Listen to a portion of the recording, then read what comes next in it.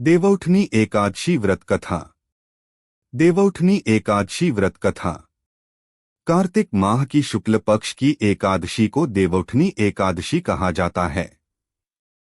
इसे देवोत्थान एकादशी, देवउठनी ग्यारस, प्रबोधिनी एकादशी आदि नामों से भी जाना जाता है। एक राजा के राज्य में सभी लोग एकादशी का व्रत रखते थे। प्रजा तथा नौकर चाकरों से लेकर पशुओं तक को एकादशी के दिन अन्न नहीं दिया जाता था। एक दिन किसी दूसरे राज्य का एक व्यक्ति राजा के पास आकर बोला, महाराज, कृपा करके मुझे नौकरी पर रख लें। तब राजा ने उसके सामने एक शर्त रखी कि ठीक है, रख लेते हैं, किंतु रोज तो तुम्हें खाने को सब कुछ मिलेगा, पर एकादशी को अन्न नहीं मिलेगा।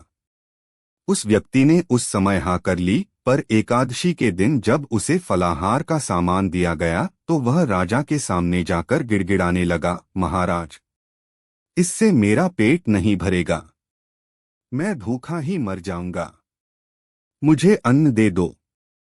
राजा ने उसे शर्त की बात याद दिलाई, पर वह अन्न छोड़ने को राजी नहीं हुआ। तब राजा ने उसे आटा, दाल, चावल आदि दिए। वह नित्य की तरह नदी पर पहुंचा और स्नान कर भोजन पकाने लगा।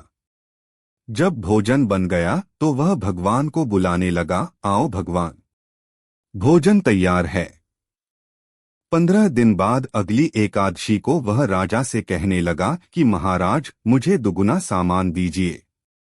उस दिन तो मैं भूखा ही रह गया। राजा ने कारण पूछा तो उसने बताया कि हमारे साथ भगवान भी खाते हैं, इसीलिए हम दोनों के लिए ये सामान पूरा नहीं होता। बुलाने पर पीतांबर धारण किए भगवान चतुर्भुज रूप में आ पहुंचे तथा प्रेम से उसके साथ भोजन करने लगे।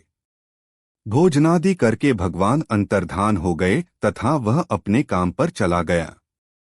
15 दिन बाद अगली एकादशी को वह राजा से कहने लगा कि महाराज, मुझे दुगुना सामान दीजिए।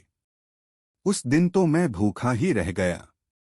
राजा ने कारण पूछा तो उसने बताया कि हमारे साथ भगवान भी खाते हैं, इसीलिए हम दोनों के लिए ये सामान पूरा नहीं होता।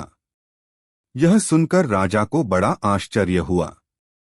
वह बोला, मैं नहीं मान सकता कि भगवान तुम्हारे साथ खाते हैं। मैं तो इतना व्रत रखता हूँ, पूजा करता हूँ, पर भगवान ने मुझे कभी दर्शन नहीं दिए। राजा की बात सुनकर वह बोला, महाराज, यदि विश्वास न हो तो साथ चलकर देख लें। राजा एक पेड़ के पीछे छिपकर बैठ गया। उस व्यक्ति ने भोजन बनाया तथा भगवान को शाम तक पुकारता रहा, परंतु भगवान न आए। अंत में उसने कहा, हे भगवान, यदि आप नहीं आए तो मैं नदी में कूदकर प्राण त्याग दूंगा। लेकिन भगवान नहीं आए। तब वह प्राण त्यागने के उद्देश्य से नदी की तरफ बढ़ा। प्राण त्यागने का उसका दृढ़ इरादा जान शीघ्र ही भगवान ने प्रकट होकर उसे रोक लिया और साथ बैठकर भोजन करने लगे।